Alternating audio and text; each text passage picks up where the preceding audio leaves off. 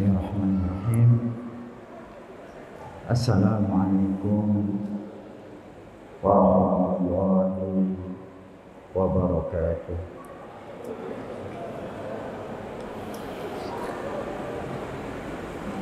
Alhamdulillah alladzi allafa baina qulubina fa asbahna bi fadlihi wa bi ni'matihi ikhwana. Allahumma salli ala sayyidina Muhammad wa ala ali sayyidina Muhammad wa ba'du. A'udzu billahi minasyaitonir rajim. Bismillahirrahmanirrahim. Wasbir nafsaka ma'al ladzina yad'una rabbahum bil ghadati wal 'ashiyyi yuriduna wajha wa la ta'du 'ainaka anhum turidu zinatal hayatid dunya wa la tuti' man aghfalna qalbahu an dzikrina wattaba'a hawahu wa kana amruhu furta. Sallallahu alaihi wasallam. Para ustaz dan ustazat, semoga Allah Subhanahu wa ta'ala melimpahkan rahmatnya kepada kita semuanya. Malam hari ini kita mulai melakukan mabit jama'i perdana, dan kita ucapkan alhamdulillah kepada para panitia yang telah mempersiapkan dan men-setting acara ini. Harapan kita pada mabit berikutnya, semoga acara itu akan dipersiapkan lebih matang lagi. Tidak ada misalnya anak-anak yang lari-larian dan bercanda. Agar suasananya betul-betul nyaman kita rasakan. Bukan berarti anak-anak gak boleh ikut. Silakan mereka dibawa, tapi hendaknya diyakinkan kepada anak-anak agar duduk bersama dengan orang tuanya. Latihan untuk mendengar, latihan untuk tertib. Bagi yang tidak bisa, mungkin tidak diikut sertakan untuk mengikuti acara mabit kita.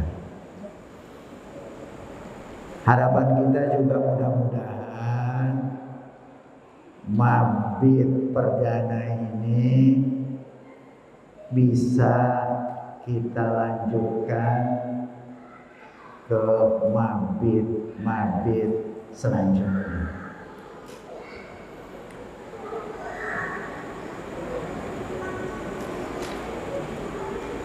Para asatidz dan ustazat, semoga Allah Subhanahu wa ta'ala merahmati kita semuanya.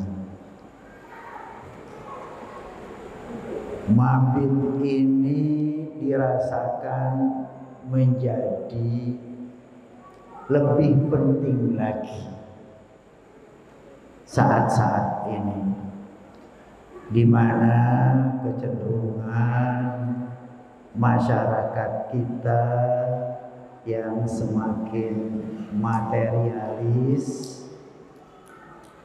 yang kurang memperhatikan aspek ruhiyahnya, dan kita sebagai bagian dari masyarakat global itu juga sedikit banyak terpengaruh dengan pola hidup materialis hedonis yang pikirannya dan kegiatannya terkonsentrasikan kepada dunia dan materi. Karenanya kita perlu, seperti diingatkan tadi oleh Ustaz Jamili, agar kita bisa menjaga keseimbangan diri kita, ketawazunan diri kita. Di samping kita memperhatikan aspek-aspek lahiriah kita, aspek-aspek jasadiah kita, aspek dunia kita, materi kita, kita juga jangan sampai lupa kepada aspek ruhiyah kita. Jangan sampai kita lupa kepada batin kita. Karenanya kita diingatkan untuk selalu berwitir oleh Allah Subhanahu wa taala. Kita membaca surat Al-A'la. Karena dalam surat Al-A'la itu yang dianjurkan kepada kita membacanya setiap witir kita, setiap malam kita. Di situ diingatkan kepada kita tentang kecenderungan negatif kita yang harus kita waspadai, yaitu bal sirunal hayatad dunya. Bahkan kalian begitu condong kepada kehidupan dunia. Bahkan kalian begitu cenderung kepada kehidupan dunia. Wal akhiratu khairun wa abqa. Padahal akhirat adalah yang lebih baik, yang lebih kekal. Kita diingatkan dengan hal ini oleh Rasulullah SAW untuk kita baca setiap malam, agar kita bisa sadar betul bahwa kecenderungan kita memang harus kita waspadai. Isarul hayati dunya, lebih mengutamakan kehidupan dunia, kehidupan materi. Padahal akhirat itu lebih baik dan lebih kekal. Bahkan Allah Subhanahu wa taala mengingatkan kepada kita dalam surat Ar-Rahman sampai diberikan penekanan 3 kali oleh Allah Subhanahu wa taala dalam firman-Nya, wa wada'al mizan. Allah telah meletakkan keseimbangan. Lalu kata Allah, alla taqaw fil mizan wa aqimur wasna bil qisti wa la tuhsirul mizan. Janganlah kamu rusak keseimbangan itu. Termasuk keseimbangan pada diri kita, di samping keseimbangan dalam berbagai hal. Keseimbangan alam perlu kita jaga. Jangan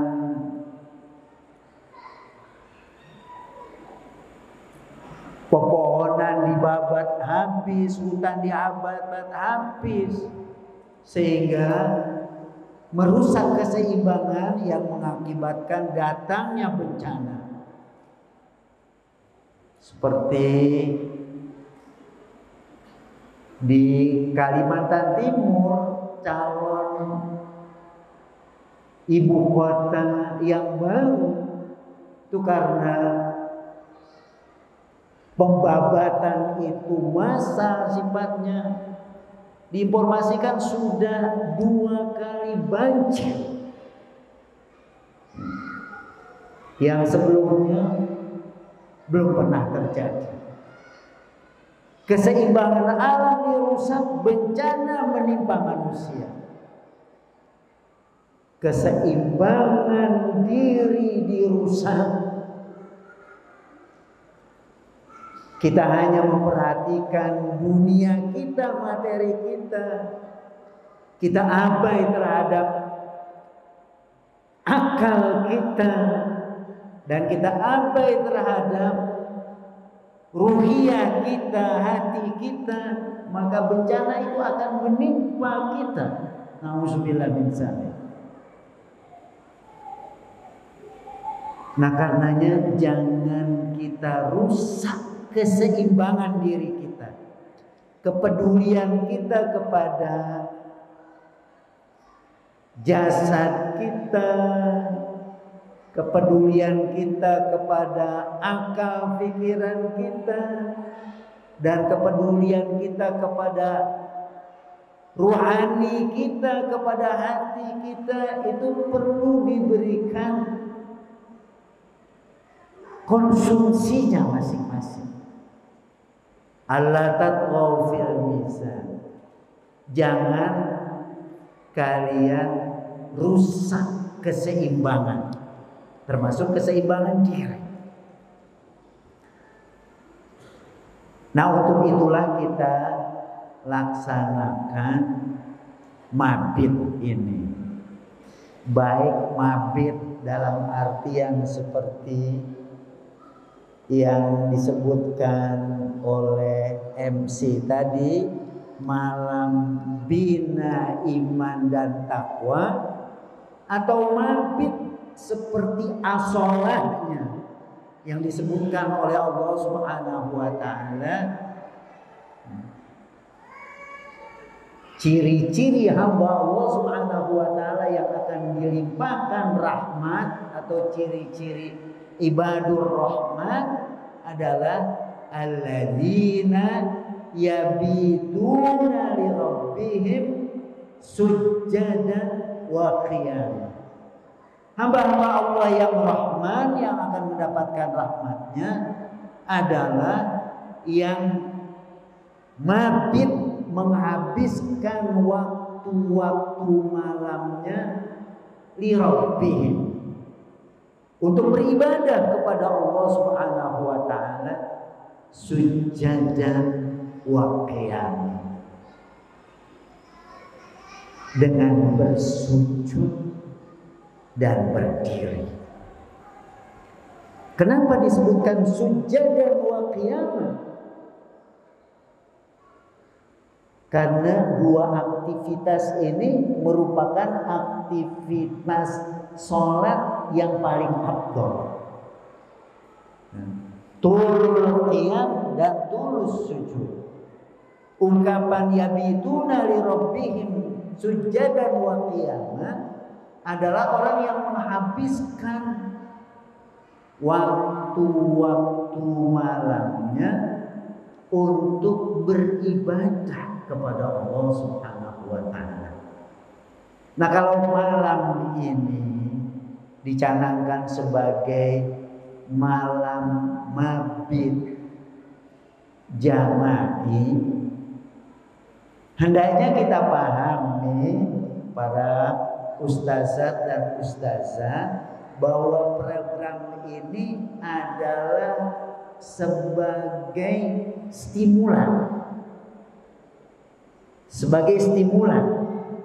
perangsang kita semuanya agar mabit jama'i ini selanjutnya bisa kita tindak lanjuti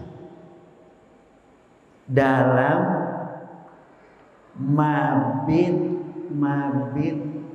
jamaah yang lebih kecil, seperti kita lakukan bersama keluarga kita, bersama istri dan anak-anak, atau kita tindaklanjuti dalam bentuk mabit yang sifatnya fardhi,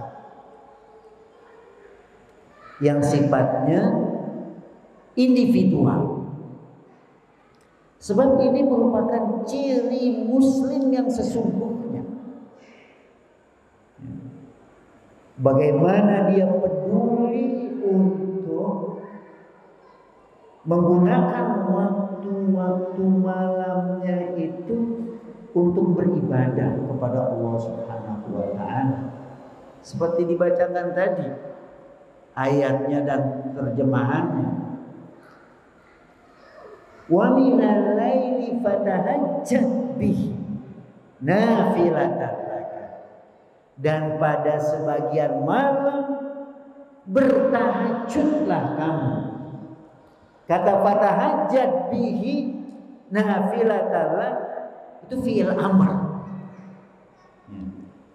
Fi'il amr, di mana Allah Subhanahu wa Ta'ala memerintahkan Rasulullah sallallahu alaihi wasallam agar bertahajud nafilatan laka, sebagai tambahan buat kamu. Bahkan disebutkan juga hikmah dari tahajud itu, asa an yab'asaka rabbuka maqaman mahmudan. Mudah-mudahan Allah Subhanahu wa Ta'ala akan mengangkat kamu dalam kedudukan yang terpuji. Saya ingin sedikit memberikan tambahan penjelasan. Secara umum kita memahami bahwa qiyamul lail itu kan wajib buat Rasulullah sallallahu alaihi wasallam, tapi tidak wajib bagi kita. Tidak wajib. Itu yang dipahami oleh banyak dari kalangan fuqaha. Tapi ada lagi di antara fuqaha yang memahami bahwa qiyamul lail itu adalah perintah Allah, dan setiap perintah itu wajib. Ada yang memahaminya sebagai kewajiban.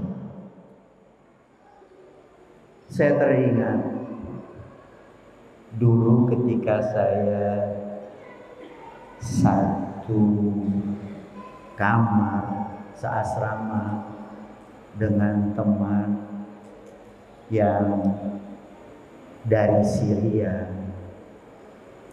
yang paham fikihnya itu bahwa bertahajud itu merupakan kewajiban, berwitir itu merupakan kewajiban. Saya terpengaruh sekali dengan sikapnya yang terus menjaga sholat malamnya dan sholat witirnya. Nah, ayat tadi fatahajjat bihi nafilatan itu juga bisa dipahami kewajiban bertahajud seperti perintah Allah Subhanahu wa Ta'ala. Lalu apa makna nafilatan? Makna nafilatan sebagai tambahan atas kewajiban itu. Jadi dia kewajiban dan tambahan kewajiban lagi.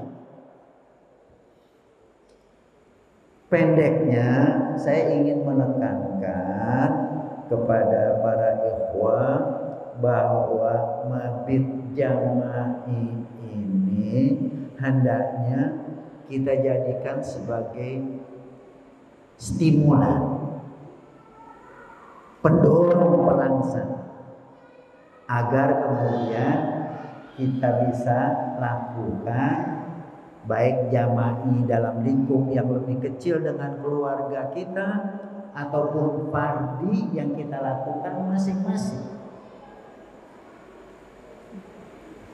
Ada sebuah hadis yang memotivasi kita, para suami istri, untuk menjaga qiyamul lail ini agar bisa kita lakukan setiap hari.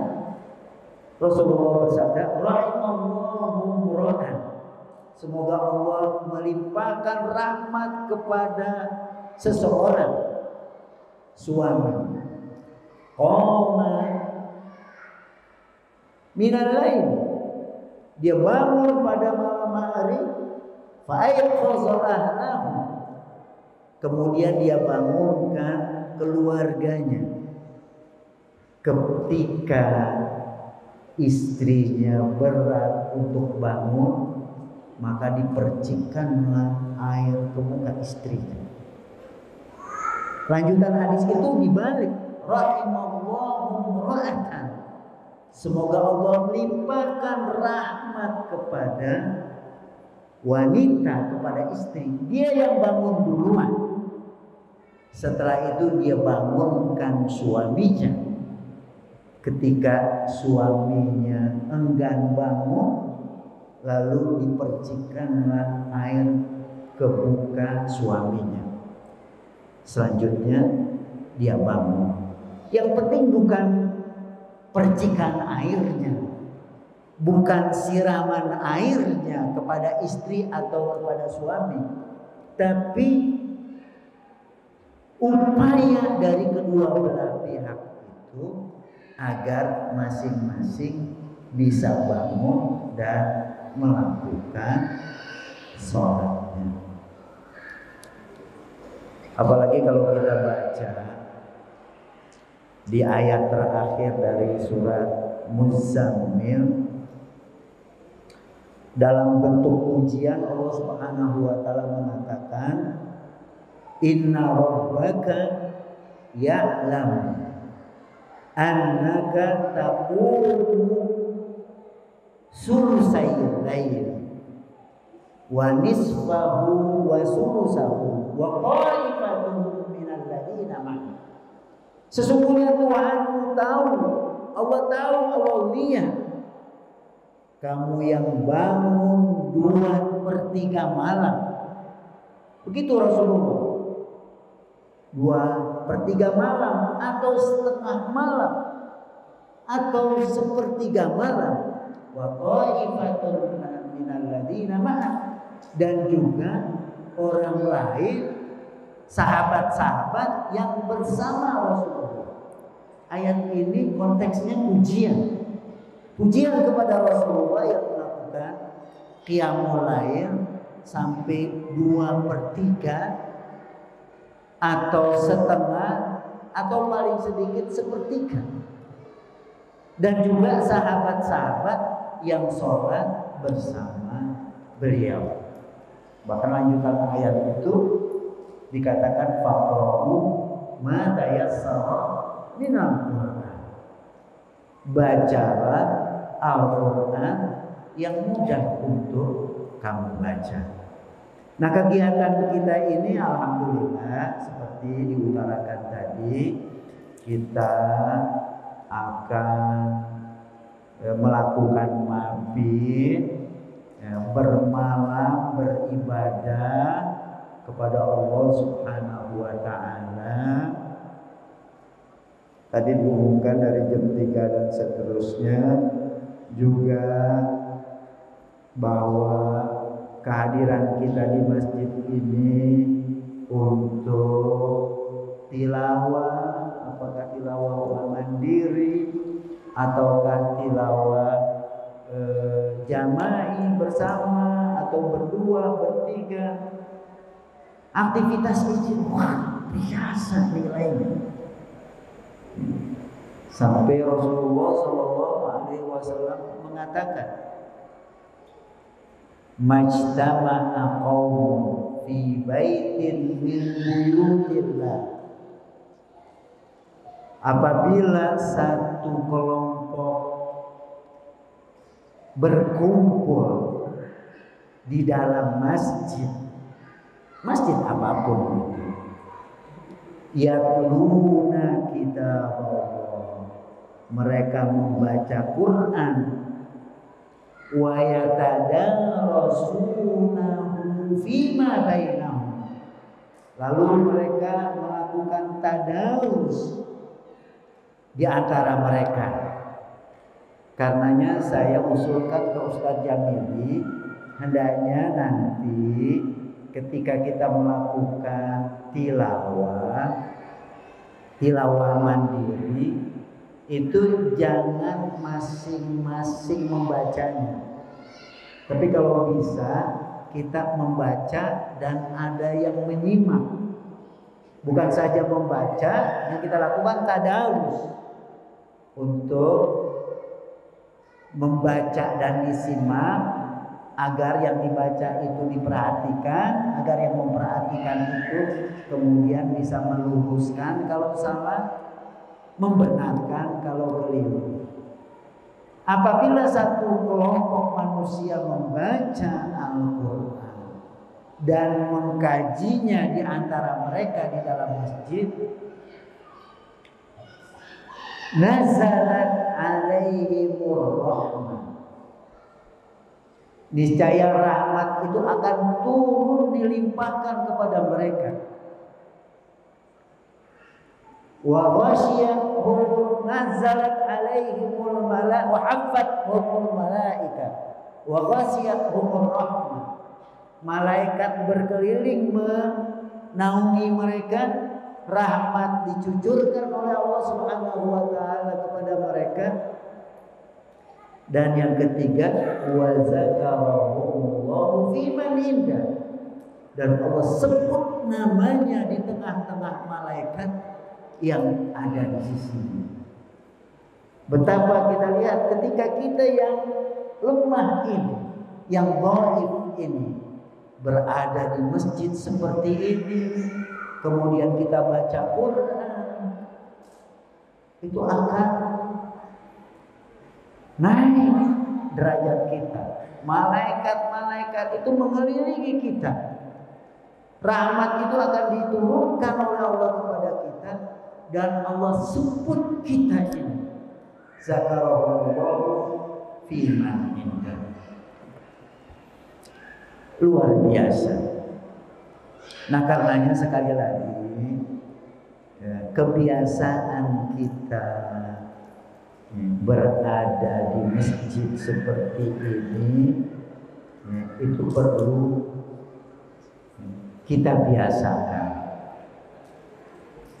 Kalau di masjid-masjid masyarakat, masjid-masjid tradisional, kita masuk, ada biasanya tulisan dekat imam itu ditulis nawaitul i'tikafa lillahi ta'ala, mengingatkan kepada orang yang masuk masjid, walaupun sebentar dia berada di masjid, agar dia niat i'tikaf, ya, niat i'tikaf dengan tulisan tadi. Nah, hendaknya keberadaan kita di masjid itu, ya, hendaknya kita niatkan untuk beriktikaf lillah, untuk berada, beribadah semata-mata karena Allah Subhanahu wa taala. Walaupun sejenak, tapi nilainya begitu besar. Apalagi kalau di situ kita baca Quran, kita qiyamul lail, kita berzikir, kita bisa melakukan khataman Al-Quran, itu luar biasa. Para ustaz dan ustazah rahimahullah,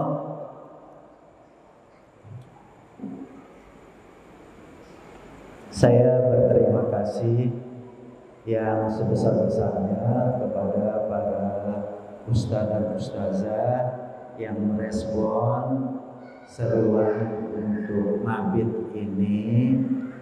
Ya, kepada semuanya mudah-mudahan bisa kita lakukan dengan sebaik-baiknya, dan mudah-mudahan pula mabit malam ini bisa kita tindak lanjuti dengan mabit-mabit pagi.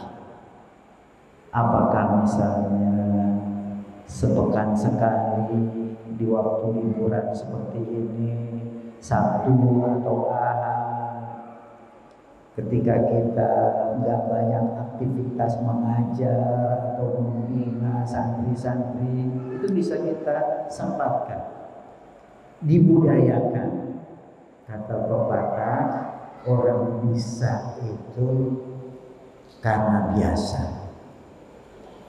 Apalagi kalau kita membaca tentang keutamaan dari mabit ini, keutamaan dari qiyamul lail ini, seperti yang disebutkan di dalam kitab Riyadhus Shalihin, maka kita akan termotivasi, terdorong. Nah, kita perlu meningkatkan motivasi kita dengan membaca ayat-ayat yang terkait dengan qiyamul lail, membaca hadis-hadis yang terkait dengan qiyamul lail dan mabit. Ini akan menambah motivasi kita, dan kita juga perlu membiasakannya dalam kegiatan kita sehari-hari. Mungkin kita bisa menindaklanjuti ya, secara sepekan sekali misalnya, tiap hari libur. Bisa jadi nanti kalau sudah terbiasa akan terasa enteng melakukannya setiap malam. Tapi perlu kita memulainya seperti ini. Barangkali mabit seperti ini berat ketika kita meninggalkan keluarga kita, kita meninggalkan tempat tidur kita misalnya, terasa berat. Karenanya perlu pembiasaan. Nah, pembiasaan yang ditopang dengan motivasi yang kuat, insya Allah ini bisa terus kita lakukan. Dan yang terakhir disampaikan juga oleh Ustaz Jamili tadi bahwa kita akan melakukan doa khatmul Quran. Ya. Kalau pada malam hari ini dianjurkan agar masing-masing bisa membaca 3 juz yang sudah kita baca ini, hendaknya kita lanjutkan terus nantinya. Kalau setiap malam 1 juz, maka pada mabit yang berikutnya nanti bulan depan kita sudah khatam. Sehingga ketika dilakukan doa khatmul Quran, kita sudah masing-masing khatam sendiri-sendiri.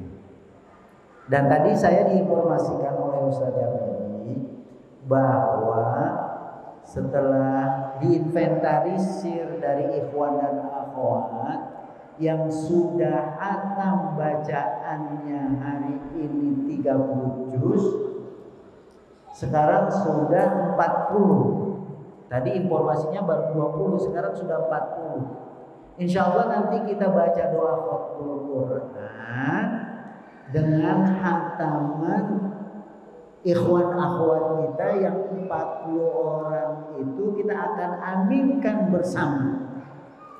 Dan perlu diingat bahwa doa khatmul Quran itu kata Ibnu Abbas mustajab.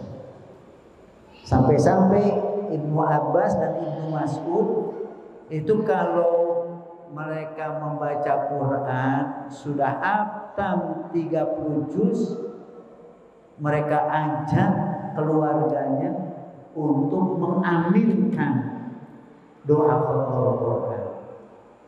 Bahkan Ibnu Abbas itu terbiasa, Ibnu Mas'ud juga terbiasa itu menginventarisir ustadz-ustadz dan syekh-syekh yang biasa baca Quran, itu diinventarisir. Ditanyakan kapan mereka hatam Al-Quran itu. Di saat hatamnya, lalu sahabat-sahabat tadi hadir duduk untuk mengaminkan doa khatmul Quran. Ini sesuatu yang sangat mahal. Karena kebiasaan ini harus kita lakukan. Saya kurang setuju kalau khatmul Quran itu lalu Qurannya kita bagi-bagi. Ada 30 orang masing-masing 1 juz. Tapi yang dilakukan oleh salafus sholeh adalah masing-masing baca dari Al-Fatihah sampai An-Nas, hatam. Nah, ketika hatam itu lalu kita baca doa dan kita ajak keluarga kita, anak-anak kita untuk ikut mengaminkan doa khatmul Quran tersebut. Nah, inilah beberapa hal yang ingin saya sampaikan. Semoga apa yang kita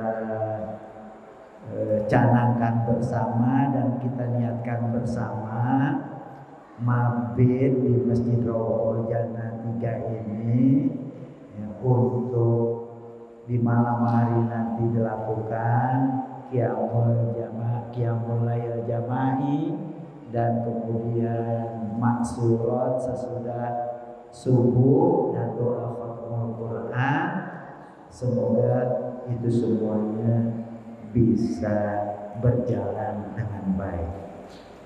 Dan satu hal lagi yang perlu saya ingatkan, karena nanti mau bangun qiyamul lail, agar kita bisa melakukan qiyamul lail dengan khusyuk, sebaiknya setelah ini masing-masing beristirahat yang cukup. Jangan ngobrol panjang. Dan ke depan nanti saya juga anjurkan kepada panitia bahwa imam yang akan membaca surat dalam qiyamul lail itu menentukan surat-suratnya sebelumnya, agar surat-surat itu kita baca juga terjemahannya, sehingga terjadi interaksi antara bacaan imam dengan pemahaman kita. Itu akan lebih masuk nantinya ke dalam batin kita ketika Quran yang dibacakan kita pahami pesan-pesannya. Itu yang bisa saya sampaikan. Dan terakhir, semoga Allah Subhanahu wa Ta'ala memberikan ampunannya kepada kita semuanya, memberikan kesabaran kepada kita untuk bisa bersama-sama seperti pesan yang saya bacakan tadi di awal. Pesan-pesan ini, tabahkanlah dirimu bersama-sama dengan orang-orang yang beribadah kepada Tuhannya pada sepanjang siang dan malam, sepanjang waktu. Yad'una rabbahum, mereka itu adalah orang-orang yang menyeru kepada Allah bil ghadati wal asyi yuriduna wajhah. Mereka ingin semata-mata ridho Allah Subhanahu wa Ta'ala. kita perlu bergabung dengan lingkungan yang baik dan lingkungan yang ikhlas. Dan Allah ingatkan, jangan palingkan kedua matamu dari mereka karena menginginkan kehidupan dunia, dan jangan pula ikuti perintah orang-orang yang kami lalaikan hatinya dari mengingat kami, sementara urusan mereka adalah urusan yang menyimpang. Demikian dari saya. Subhanallahumma wa bihamdika asyhadu an la ilaha illa anta astaghfiruka wa atubu ilaik. Apabila ada kekurangan, saya mohon maaf. Assalamualaikum warahmatullahi wabarakatuh.